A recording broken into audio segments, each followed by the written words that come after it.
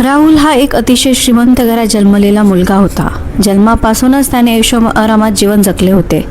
दिसायला देखणा, हुशार आणि आत्मविश्वासू असला तरी श्रीमंतीमुळे त्याच्या स्वभावात अहंकार आला होता. त्याचे वडील मोठे उद्योगपती होते.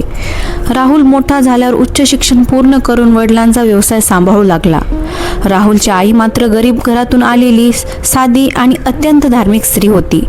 ती स्वामी समर्थांची दररोज पहाटे उठून पूजा, आरती, नामस्मरण आणि स्वामींची सेवा केल्याशिवाय तिचा दिवस सुरू होत नसे.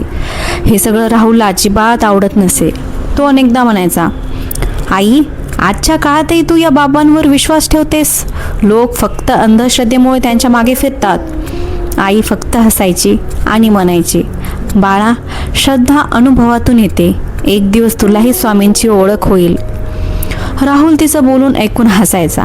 काही वर्षांनी राहुलचं लग्न प्रिया नावाच्या सुंदर, सुशिक्षित आणि श्रीमंत विचारांच्या मुलीशी मोठ्या थाटामाटात झालं. प्रिया आधुनिक विचारांची होती. देवावर तिचा फारसा विश्वास नव्हता. लग्नानंतर घरी आल्यानंतर राहुलच्या आईने प्रेमाने सांगितले, बाळा, आधी स्वामींच्या चरणी नमस्कार करून घे. हे ऐकताच प्रिया हलकेच हसली. आई, हे सगळं जुन्या काळात चालायचं. मी अशा गोष्टींवर विश्वास ठेवत नाही. तिने स्वामींच्या मूर्तीसमोर नमस्कारही केला नाही. हे पाहून राहुलची आई मनातून दुःखी झाली. तिने स्वामींच्या चरणी हात जोडले. स्वामी, ती नवीन आहे. तिच्या मनात अजून श्रद्धा नाही. तिला माफ करा. एक दिवस ती नक्की तुमच्यावर विश्वास ठेवेल. तेवढ्यावरच विषय संपला. दिवस, महिने आणि वर्षे पुढे सरकत गेली. लग्नाला 5 वर्षे झाली. पण प्रिया आई होऊ शकत नव्हती.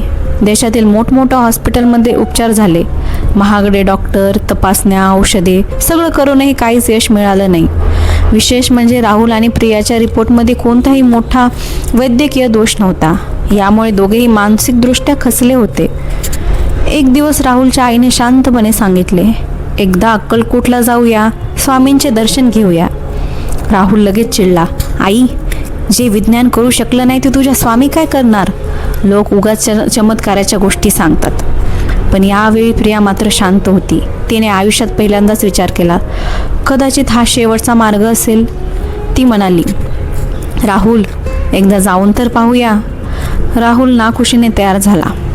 दुसऱ्या दिवशी सकाळी तिघेही कारने अक्कलकोटला निघाले. संपूर्ण प्रवासात राहुल सतत कुरकुर करत होता. रात्र झाली. आजूबाजूला जंगलाचा रस्ता. अचानक कार बंद पडली. राहुलने अनेकदा स्टार्ट करण्याचा प्रयत्न केला, पण कार सुरूच होत नव्हती.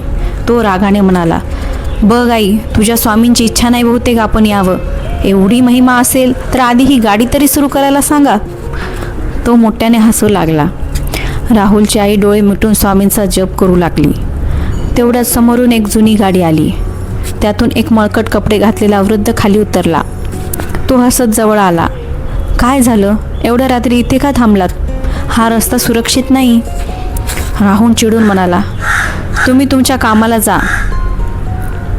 आधीच मी खूप त्रासात आहे. राहुलची आई नम्रपणे म्हणाली, आम्ही अक्कलकोटला स्वामींच्या दर्शनासाठी चाललो होतो, पण गाडी बंद पडली. वृद्ध हसला, अहो, मी मेकॅनिक आहे. माझं दुकान त्या वडाच्या झाडाखाली आहे. मी घरी जात होतो, पाहत होतो काय झालंय. त्याने बोर्नट उघडला. काही मिनिटातच कार सुरू झाली. राहुल आश्चर्यचकित झाला. इतक्या लवकर गाडी कशी काय सुरू झाली? त्याने वृद्धाला पैसे देऊ केले.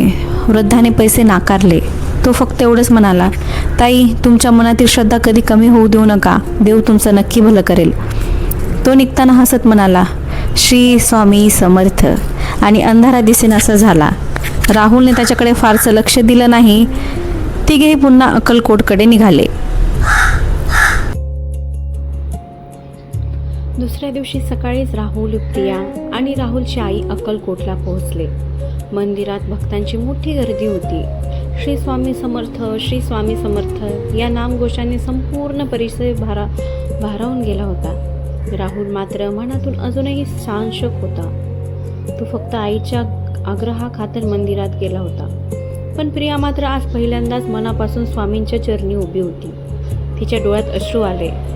तिने हात जोडले आणि म्हणाली, स्वामी, मी तुम्हाला कधीच मानलं नाही, तुमची थट्टाई केली, पण आज मी पूर्ण श्रद्धेने तुमच्यासमोर उभी आहे. जर माझ्याकडून काही चूक झाली असेल तर मला माफ करा. मला आई होण्याचं सुख द्या. माझी कूस उजळू द्या. ती काही क्षण डोळे मिटून उभी राहिली. राहुलची आईही स्वामींच्या चरणी नतमस्तक झाली. दर्शन घेऊन तिघे बाहेर आले. तेवढ्यात समोरून एक सुस्वभावी गृहस्थ त्यांना भेटले. त्यांच्या गळ्यात डॉक्टरांचं ओळखपत्र होतं. त्यांनी राहुलच्या आईला नमस्कार केला. ताई, तुम्ही खूप चिंतेत दिसत आहात. काही अडचण आहे का? आईने प्रियाच्या बाळ न होण्याची संपूर्ण कथा सांगितली. डॉक्टर शांतपणे ऐकत होते. ते म्हणाले, मी मुंबईतील स्त्रीरोग तज्ज्ञ आहे. तुमचे सर्व रिपोर्ट एकदा माझ्याकडे घेऊन या. मी स्वतः तपासतो. राहुलला आश्चर्य वाटलं. तो म्हणाला, डॉक्टर, तुम्ही इतकं मोठे डॉक्टर आहात, मग तुम्ही इथे दर्शनाला का आलात? डॉक्टर हसले. कारण मी डॉक्टर आहे, देव नाही. उपचार आम्ही करतो, पण यश देणारा परमेश्वर असतो. विज्ञान आणि श्रद्धा एकमेकाचे विरोधक नाहीत, तर सोबती आहेत. डॉक्टरांचे शब्द राहुलच्या मनात घर करून गेले. काही दिवसांनी तिघे मुंबईला गेले. डॉक्टरांनी सर्व जुन्या तपासण्या पुन्हा पाहिल्या. काही नवीन चाचण्या केल्या. तेव्हा अनेक वर्ष दुर्लक्षित राहिलेला एक छोटासा वैद्यकीय त्रास त्यांच्या लक्षात आला. त्यावर उपचार सुरू झाले. महिने सरत गेले. एक सकाळ प्रिया हातात प्रेग्नन्सी टेस्ट घेऊन थरथरत राहुल समोर उभी होती. तिच्या डोळ्यात आनंदाश्रू होते. राहुल, आपल्याला बाळ होणार आहे.